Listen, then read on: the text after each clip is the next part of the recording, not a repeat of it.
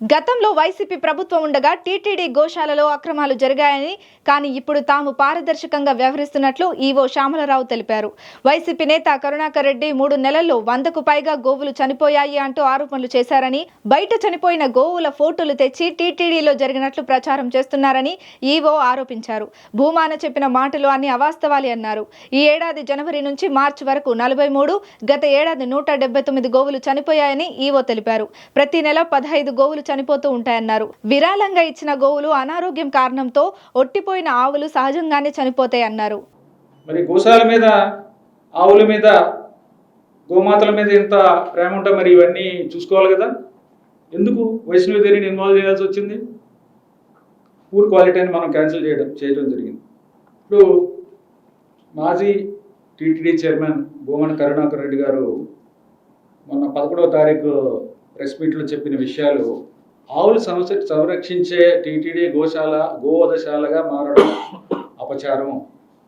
చూశారు కదా ఫోటోగ్రాఫ్స్, వీడియోలు, రిపోర్ట్లు. మీరు చూస్తే మీకే తెలుస్తుంది. కంక్లూజన్ నేనేం చెప్పక్కర్లా. 3 నెలల్లో 100కు పైగా గోవులు మరణించాయి, అది కూడా చెప్తాను. పోస్ట్ మార్టం నిర్వహించట్లేదు, సప్రెస్ చేస్తున్నారు. పోషకాహారం లేక గోవులు బక్క చిక్కిపోయాయి. రోజుకి 500 లీటర్లు కూడా రావడం లేదు. చెత్త పడేసినట్టుగా దాణా వేస్తున్నారు. చెత్త పడేసినట్టుగా అంటే ఆ వీడియోలో ఏం కనిపిస్తుంది మీకు? ఎప్పుడు వీడియోలు అవి చెప్తాను. టీటీడీ గోవులు అని తెలియకుండా చెవులుకున్న ట్యాగులు కట్ చేస్తున్నారు. గోదానా విషయంలో అవకతవకలు సరిచేయాలి. తర్వాత ఫోటోగ్రాఫ్స్. ఈ ఫోటోగ్రాఫ్స్ అన్నీ కూడా ఎక్కడి నుంచో తీసుకొచ్చి ఇక్కడ పేస్ట్ చేసి సోషల్ మీడియాలో వైరల్ చేస్తున్నారు తెగ.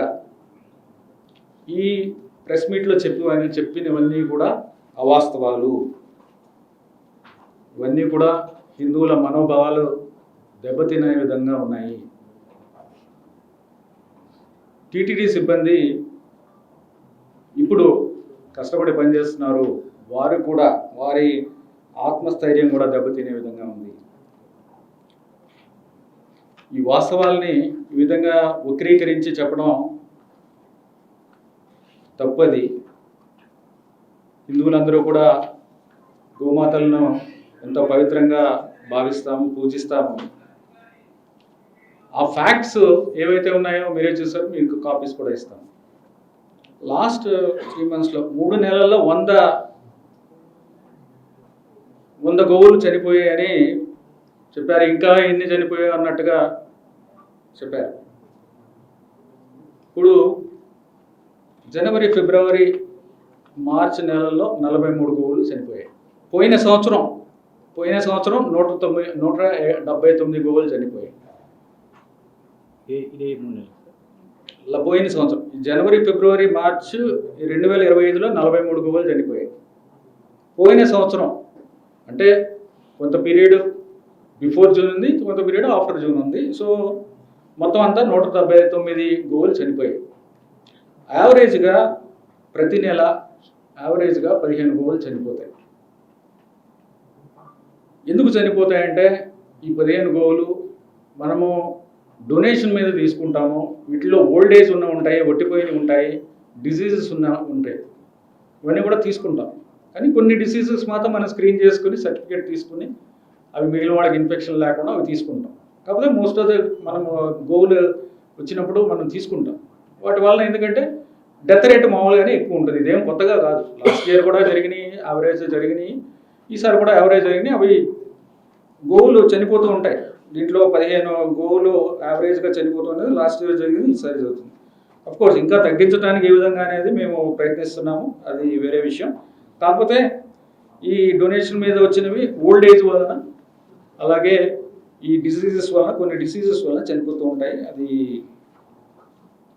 ఒకటి. కాకపోతే ఇంత ముందులాగా మేము సప్రెస్ చేయట్లేదు.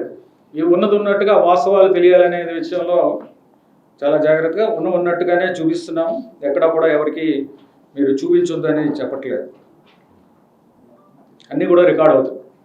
తర్వాత మరణాలు ఒకటే కాదు, జననాలు కూడా జరుగుతాయి.